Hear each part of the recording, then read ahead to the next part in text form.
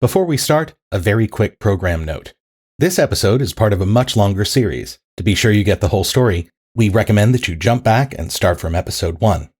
Also, we want to invite any of our thousands of listeners who still use Facebook to join our friendly show group, which currently only has a couple of hundred fun-loving folks. Just search for the show's name.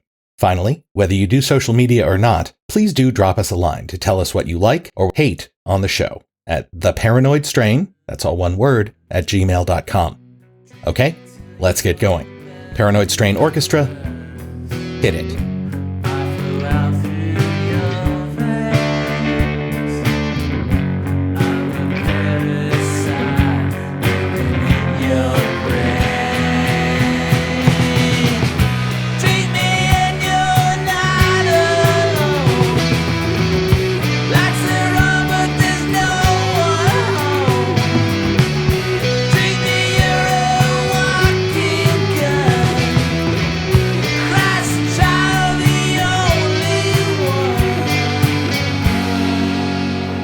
With that done, I think we're ready to move on, right? Hold on there, Poindexter. What's the real thing? What do you mean? You just established, when we were talking about how conspiracies about the Federal Reserve as espoused by QAnon nuts and others obscure real systemic problems about the Fed as an institution. And we learned all about Russia so that we could better understand how America's current conspiracy fever could jeopardize the very free society that we currently enjoy. So what's with the real-world situation that accused obsession with Berkshire-style global conspiracies is obscuring?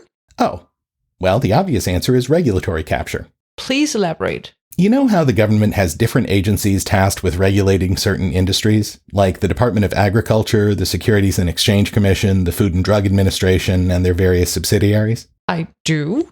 Okay, regulatory capture is when the industries start to overpower and manhandle their own regulators. So instead of policies that are in the public interest, those regulators start churning out policies that suit the tastes of the big players in the industry itself.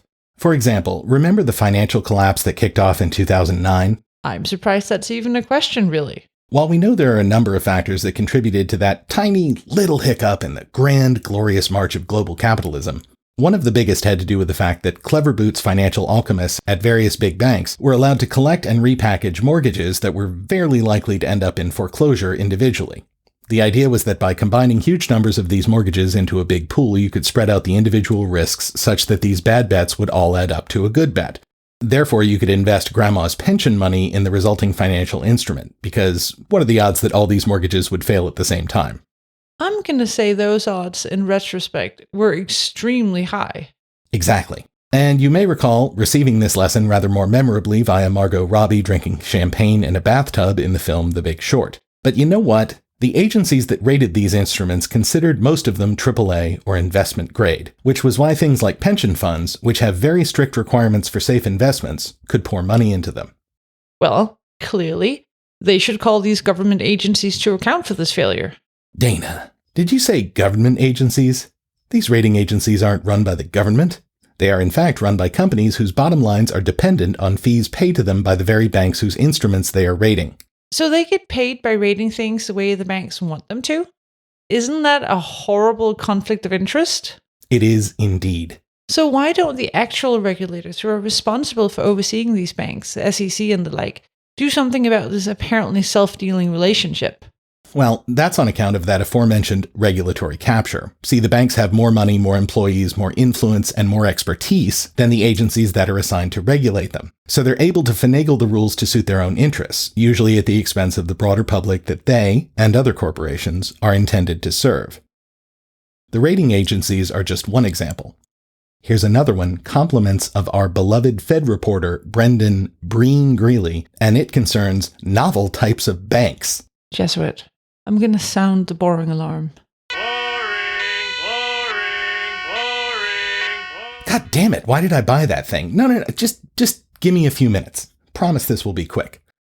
Okay, there are a bunch of federal banking regulators that have lots of staff and lots of power and really do crack down on the regular. The Office of the Comptroller of the Currency, created during the Civil War to regulate national banks, for example. Of course, there's the Federal Reserve, which is responsible for the larger too-big-to-fail banks. And which has its own set of problems detailed earlier. Agreed, but they genuinely force the big banks to meet certain stress tests and capital controls, whatever their other failings. And then there's the FDIC, which Breen characterizes as a beat cop, an implacable force applying well-established strict regulations on all banks that take consumer deposits. This sounds pretty good for the average Joe depositor so far. Sure, but that's where things get weird. Paraphrasing a long email Mr. Greeley wrote to us, the problem occurs every time someone creates a novel sort of bank. He used the highly technical term schmank. Like a money market fund or one of them stable coins that you may or may not have heard about depending on how much traffic from cryptocurrency advocates your social media feeds include. Regardless, each of these entities in turn denies up one side and down the other that they are in any way, shape, or form a bank. How dare you even suggest such a thing, you varlet? I demand satisfaction. Shall we say muskets at dawn? Anyway, as Breen narrates it, over and over again, our regulatory bodies agree to treat these new definitely not a banks instead as securities, even though the transactions they have with their customers and investors look a whole lot like a deposit situation, which again means they should fall under banking regulations. And since they're now viewed as securities, their oversight is handed over to the very, very overtaxed and overmatched SEC, Securities and Exchange Commission, precisely the group that let the big banks use self-regulating agencies to rate their bullshit investments in the example we highlighted earlier. So then every fly-by-night novel banking solution becomes yet another headache for the SEC, which can't even handle its current headaches. Precisely. And here we're just going to quote Breen directly, so imagine he's saying this instead of me. There should be one regulator, one set of rules, one set of criteria for examination. Instead, we have a hard-to-understand overlapping Venn diagram that looks like one of those 80s airbrushed trapper-keeper covers with pink and yellow bubbles everywhere. This is by design. Banks and bank-like schmanks fight tooth and nail in Congress to keep regulation complicated and ineffective. That was a direct quote from him. I didn't write that. But then why doesn't anyone fix this? Well, that problem is known as the Iron Triangle in Washington. The agency assigned to oversee these schmanks doesn't want its funding cut, and the committees in Congress who oversee those industries and agencies surely don't want their powers curtailed. And the third side of that ferrous isosceles is, of course, the companies currently being incompetently regulated, and they sure as shit don't want to change the status quo. After all, they've captured the agency, as we outlined previously. So nobody involved has any incentive to fix the situation, and so it never, ever gets better. I'm going to quote Breen directly again because he wrote another zinger that I want to get across in his words. As he notes, we can never do something sensible like take one agency's oversight and move it to a more appropriate agency. Again, quoting him. So what we ended up with instead after 2009 was this ridiculous hydra called the Financial Stability Oversight Council, run by the Treasury and including representatives of every agency I've mentioned so far. The FSOC, created by Dodd-Frank because that was the best they could do, meets periodically to discuss how little they plan to do in the way of financial regulation. That is really, really grim. Yeah, and this kind of thing happens across the country in industry after industry every day. You know ag-gag laws, where it's illegal to even film the practices of meat manufacturers and livestock operators, thanks to the fact that their regulators, representatives, and senators are completely captured by the big operators in that industry? Or the incredible number of other industries that are essentially self-policed and self-regulated because they have convinced legislatures to defund the agencies that are supposed to oversee them, and have then offered out of the goodness of their hearts to just use their own employees to conduct all of the inspections that are supposed to be handled by unbiased regulators? Could you stop making it worse? Well, this is my point. QAnon lunatics, following in the footsteps of Robert Welch's crusades, never waver in their allegiance to the wisdom of unfettered capitalism as the cornerstone of the American way. And any opposition to said unfettered capitalism is automatically either the deep state or the commies, depending on which of these groups you're talking about. And so they ignore these catastrophic examples of self-dealing and corruption in favor of chasing phantoms. Or worse, they characterize the few dedicated government employees who actually try to fight these sorts of schemes as exactly the kind of deep state bureaucrats who must be rooted out in order to save the republic. I'm sad now. This is incredibly upsetting. Well, it is unless you're a QAnon loon. You finished depressing me now? On to the next topic? Certainly, but it's not going to get any more comforting because we're about to tackle the demonic situation that was sweeping the nation back in the 1980s, the Satanic Panic.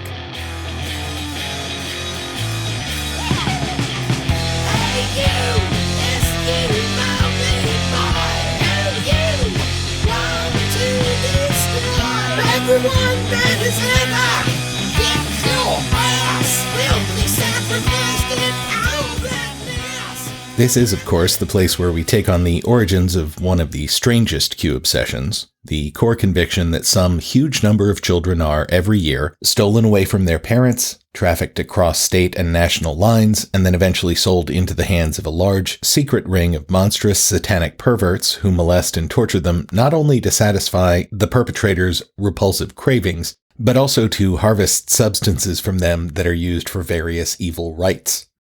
And the worst part about this whole inhuman, disgusting plot is that these monsters are so brilliant they don't leave a trace of their bloody, satanic activities.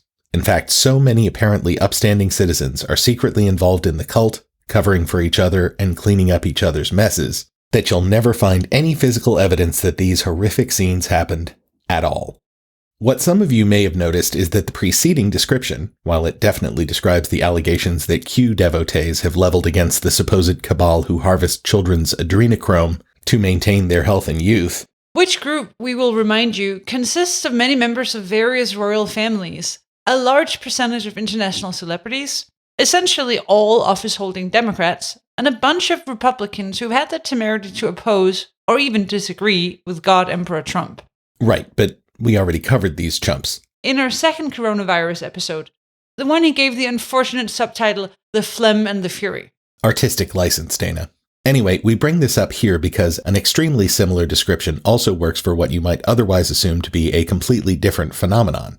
The 1970s and 1980s wave of accusations, persecutions, and inevitable exonerations surrounding the alleged ubiquity of active satanic child abuse and murder cults in the United States and Canada, a phenomenon that has retroactively come to be known in the press as the Satanic Panic. Though elements of that same press were all too happy to promote the shit out of said panic before everyone realized it was built on lies. Yes, indeed. But it's not just the Satanic Panic that the preceding description applies to. Bits and pieces of this horrific fable can be traced through an array of manias that have afflicted various groups around the world for thousands of years. So it makes sense that we would try to follow this thread back as far as we can, to better understand its origins, and then to examine the way it has mutated over the centuries until reaching its current Q-friendly form. So, where are we planting our historical flag this time? All the way back in the origins of the Bible. This next section is going to trot on some religious toes, which is not our purpose, but telling this story requires discussing some potentially controversial theses about the origins of all human religions, which therefore includes the progenitors of some of our most esteemed current sects. Specifically, we need to talk about human sacrifice. Depending on which secular historical expert you consult, human sacrifice was maybe a ubiquitous, universal trait of early religions, or maybe it was just a sort of last-ditch Hail Mary. Please excuse this horrifically mixed metaphor. Used by the devout in times of real extremists. Undoubtedly, the first image that comes to mind for most of us is an Aztec priest carving out the hearts of hundreds of sacrificial victims, one after the other, atop a ziggurat temple, in a ceremony designed to appease the gods. But to get to the origins of the QAnon child slavery panic, we need to look thousands of miles away to the milieu in which the proto-Israelites found themselves a few thousand years ago. And that milieu, which is to say the Near East and the broader Mediterranean, definitely seems to have had some skeletons in its closet. Or, more specifically, buried around its altars. This is worth at least briefly exploring, if only because this history of religious human sacrifice seems to be the unspeakable historic origin point for the unbroken chain of conspiracy thinking that eventually led to the QAnon international child sex ring obsession. For most people, their only acquaintance with this stuff is from vaguely recalled readings in church or Sunday school. Or for those raised without religious instruction, second or third hand through friends and the culture at large. But among those who study the Bible and other ancient writings for a living, it is generally accepted that human sacrifice, and just as importantly, the accusation of human sacrifice that could be leveled at other groups and cultures, was an important part of the way those narratives were put together. So, for example, throughout the Hebrew Bible, aka the Christian Old Testament, you'll find the Jewish patriarchs and prophets railing against the horrific crimes of the peoples who live around them. Not coincidentally, this is usually tied to one of these things. The first is Israelites' plan to, with the blessing of the Almighty, invade and indiscriminately kill or sell into slavery those horrible criminal people, including the women and children.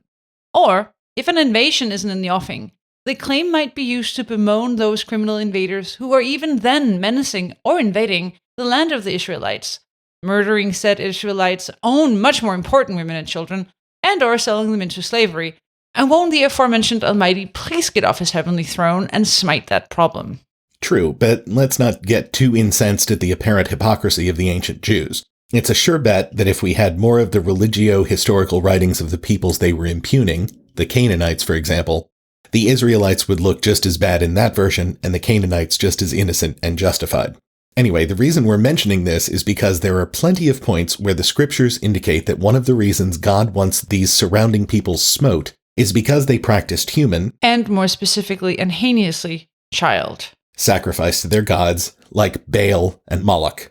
Now, the question of how widespread this practice was among those tribes is still an open one in scholarly circles, but the thing we're most interested in here is how the various authors of the Bible seem to be engaging in a bit of, to quote Hamlet, "The lady doth protest too much." In other words, if you look through the references in the Bible, you eventually get the feeling that while the authors definitely think this whole human sacrifice thing is absolutely abhorrent, that maybe their ancestors were a little more open to it. Call it sacrifice curious. And further, that there were at least some people around at the time these books were being written who were at least occasionally dabbling in the practice. Like, the Bible spills a lot of ink telling people not to do any human sacrifice. And frankly, you don't bother exhorting people not to do something they're not already doing. I mean, you'll tell people to do things that are good and that they're not currently doing. For example, nobody frets that people save too much for retirement or eat way too many leafy greens. But they also don't tell people not to cut off their right foot and hop around on the left in an intersection screaming, "I'm a bouncy bunny," because while that would be a terrible thing for a person to do, nobody's doing that. You only prescribe bad behavior that's already happening. Now, your religious believer reading these passages might see nothing but a clear moral declaration against reprehensible crimes. For example, here's chapter 12, verse 31 of the book of Deuteronomy. "Every abominable act which the Lord hates they have done for their gods. For they even burn their sons and daughters in the fire to their gods." So clearly the Israelites don't want anything to do with these people. But then there's verses like this one from the book of Jeremiah. "And because they have filled this place with the blood of the innocent, and have built the high places of Baal, to burn their sons in the fire as burnt offerings to Baal, a thing which I never commanded or spoke of, nor did it ever enter my mind." Here, the prophet is channeling the voice of the Lord talking about Israelites who have fallen away from the worship of the true God and have instead gone over to Baal worship and the sacrifice of their kids to same. Which is super weird if you believe that their ancestors for many generations have worshipped the one God in the region, Yahweh, who is clearly anti-child sacrifice. But it makes more sense if you consider this is maybe a culture that had human sacrifice in it not too long ago, and has tirelessly attempted in the interim to extirpate all of that history from the way it sees itself, and certainly so by the time the various books of the Bible are being written. Plus, doesn't that phrasing, "nor did it ever enter my mind," sound a little too much like Larry David denying that he even thought about taking candy from a baby? But he did. He definitely thought about it.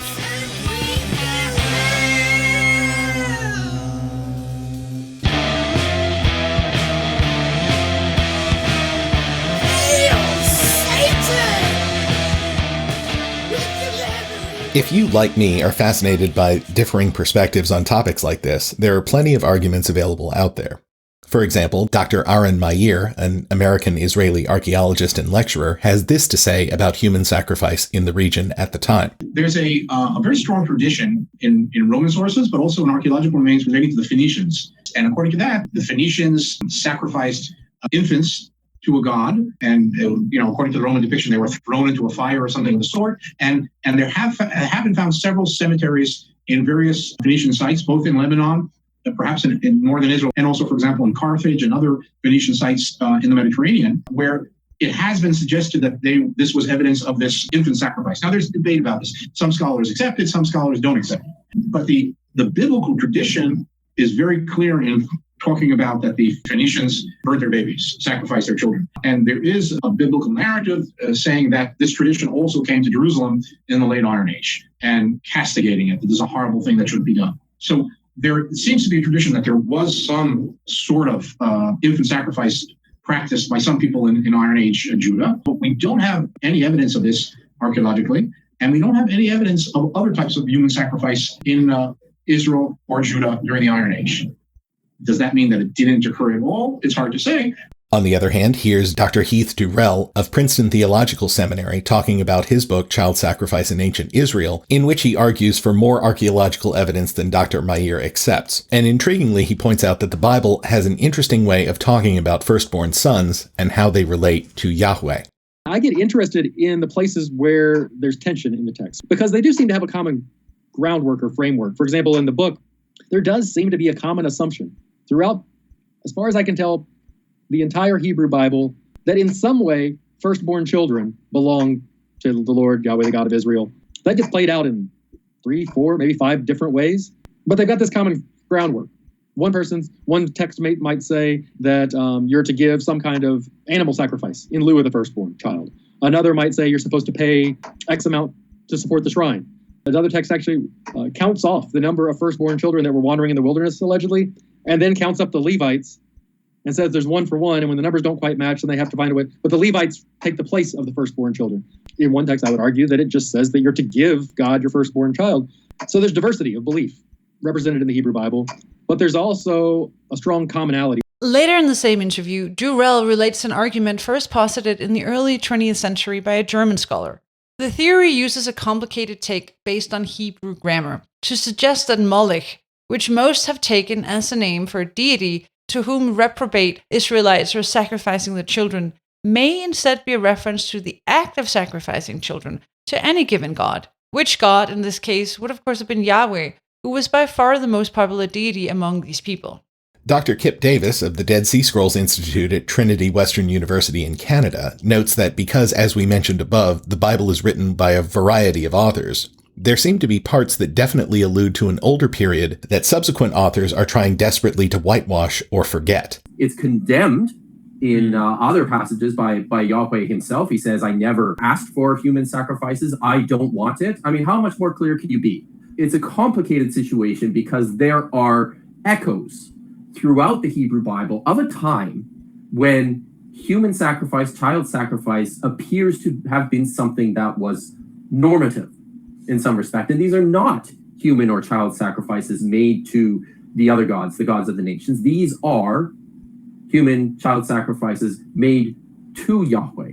And it's something that certainly at various points in the history of Israel and Judah, in the writing and the editing of the Hebrew Bible, is something that the authors and the editors were grappling with. They were obviously repulsed by the practice at some point and felt it necessary to essentially scrub it out of the text. And yet we have remnants of a practice that seems like it was clearly a part of the religious ritual at a time in Israel's history. Just 2 more bits we want to mention at this point. The first is an idea that, as near as we can tell, originated with the brilliant and polarizing late journalist and essayist Christopher Hitchens.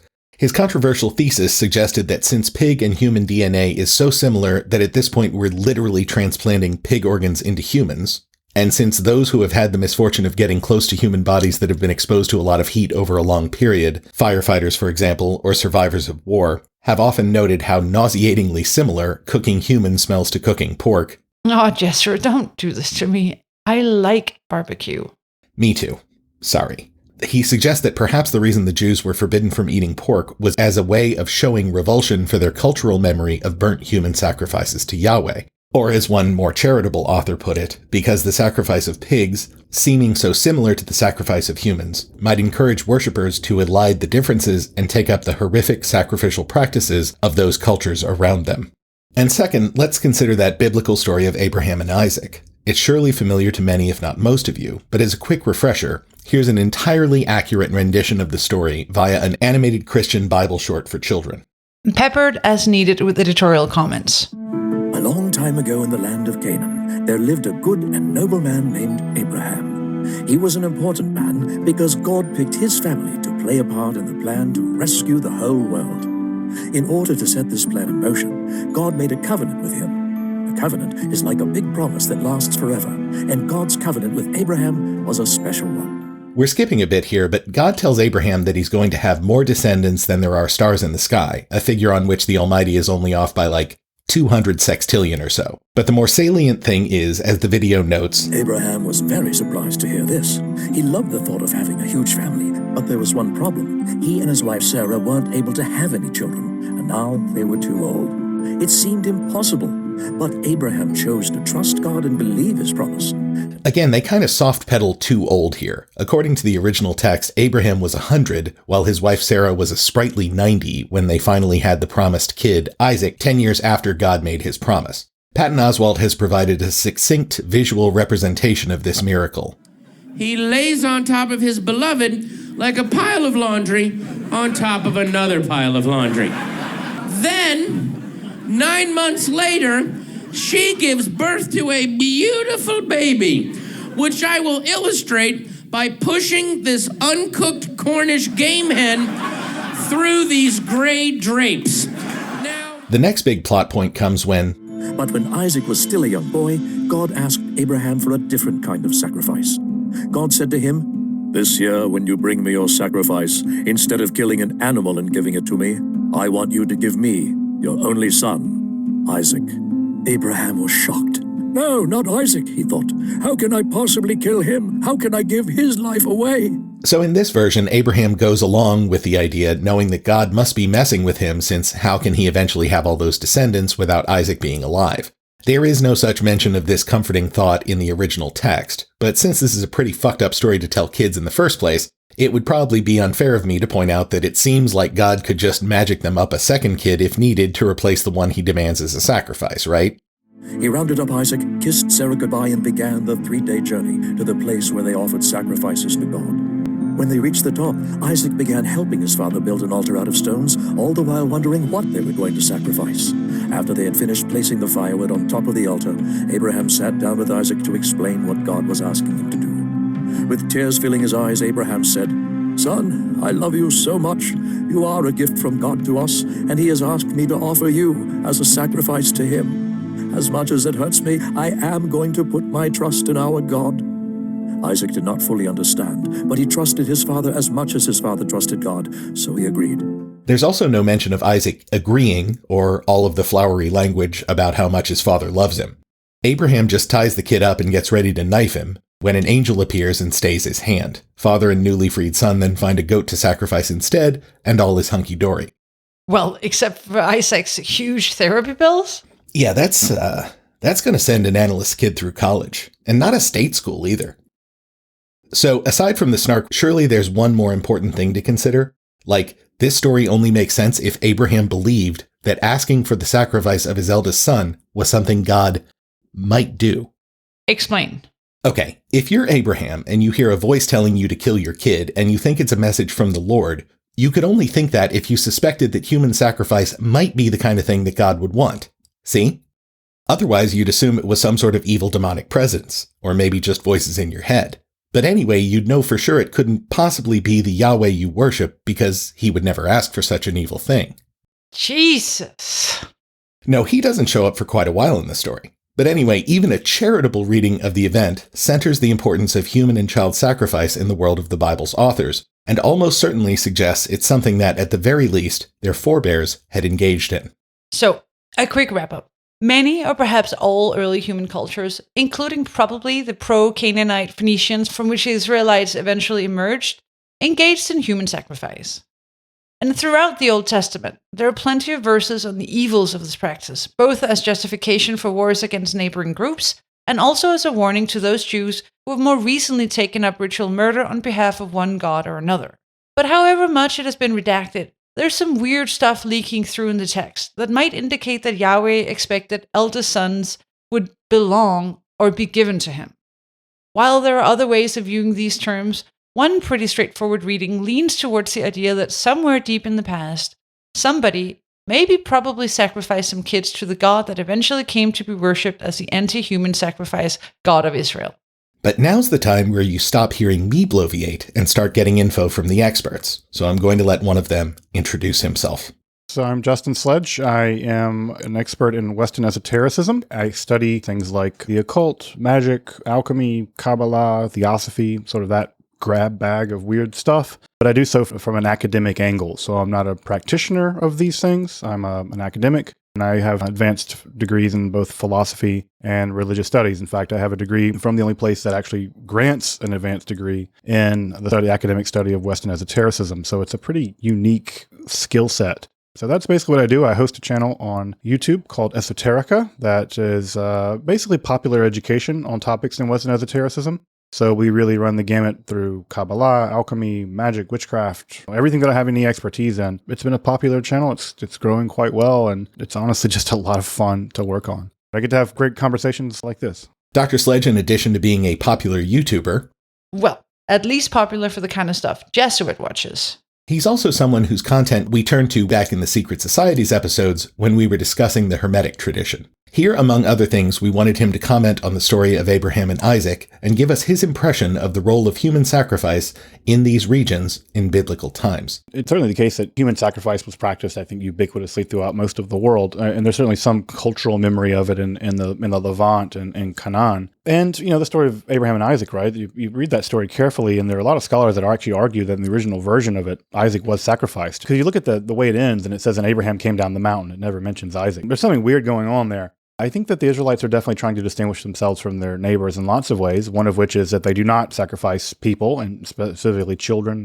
This idea of you can't cast your children through the fire of Moloch. I think that child sacrifice was probably pretty rare. The cases of it where we see it mentioned predominantly in the literature, and I'm here talking about the ancient Near East, are in sieges. That seems to be when child sacrifice would happen. And typically it would be aristocrat sacrifice. That is to say, the kings or whatever would be sacrificing their own children to get the gods to lift the siege. We can't imagine how bad sieges were back then or in general. It's the most horrifying kind of war. In the cases where in the Bible where it mentions them, it mentions people eating their own children after they run out of dogs to eat or whatever. It's horrifying.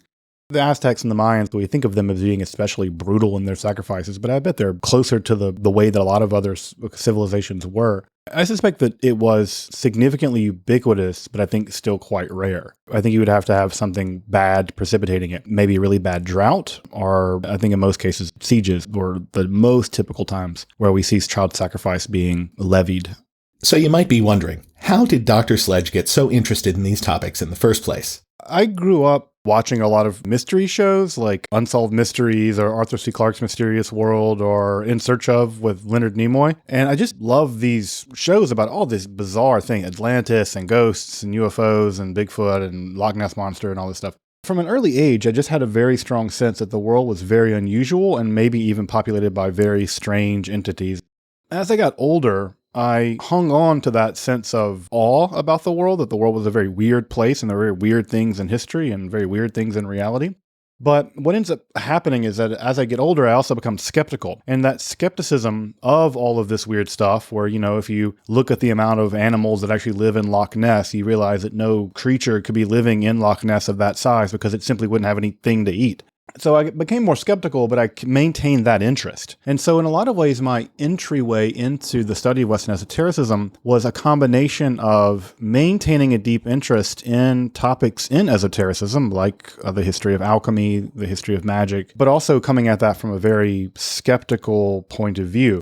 And so my attitude toward this is what I call on my channel sympathetic criticism. My job is to get inside the head of medieval people or early modern people or maybe even modern people to understand why they believed what they believed about magic or demons or what have you. But at the same time, I'm thoroughgoingly a materialist person when it comes to my philosophical views, in the sense that I think that matter basically is what exists. I don't believe in anything supernatural.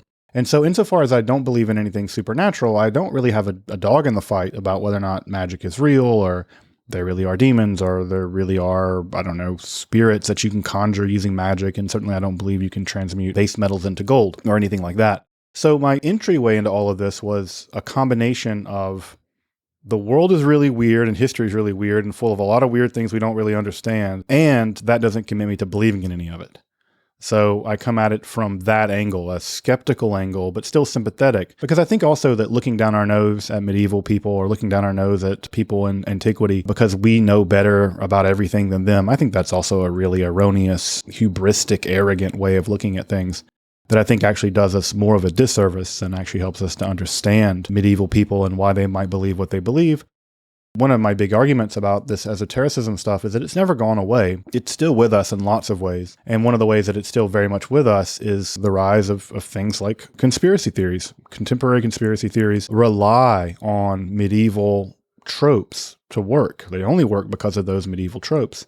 And so to know that we're, in some sense, well beyond the days of the witch hunts, but we're not as far from them as we might like to believe that we are. The past it's never really past. We're always living in the echoes of it. And so to understand this material, which is a core component of Western civilization, is a really important task, I think, for scholarship and our understanding of ourselves and our history.